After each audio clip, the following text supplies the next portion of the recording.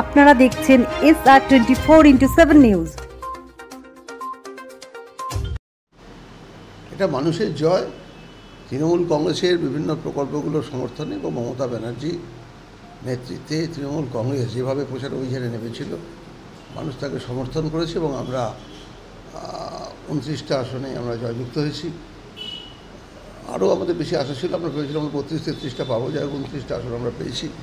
বরানগরে আমাদের প্রার্থী প্রায় 8,000-এরও বেশি ভোটে জয়যুক্ত হয়েছে। যদিও বরানগরের এই জয় আমরা খুব একটা সন্তুষ্ট নয়, তার কারণ আরও বেশি ভোটে আমাদের জেতা উচিত ছিল।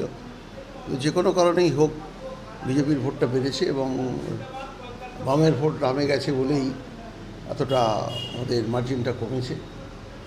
তবু আমরা জয়ের ব্যাপারে খুব নিশ্চিত ছিলাম যে আমরা জিতবই। আমরা জিতেছি এবং আমরা সকলেই আনন্দিত এবং আমরা এই জয় তো মানুষের কাছে উপহার দিচ্ছি। আর মানুষেরই জয়, এটা তো আমাদের জয় না, আমরা শুধু পরিশ্রম করেছি মাত্র। মানুষই আমাদের জিতিয়েছে। তাই বরানগরের সর্বস্তরের মানুষ শুধু নয়, সারা বাংলার যে সমস্ত মানুষ তৃণমূল কংগ্রেসকে সমর্থন করেছে বা যারা করেনি, সকলকে আমরা এই আনন্দঘন মুহূর্তে ধন্যবাদ জানাচ্ছি।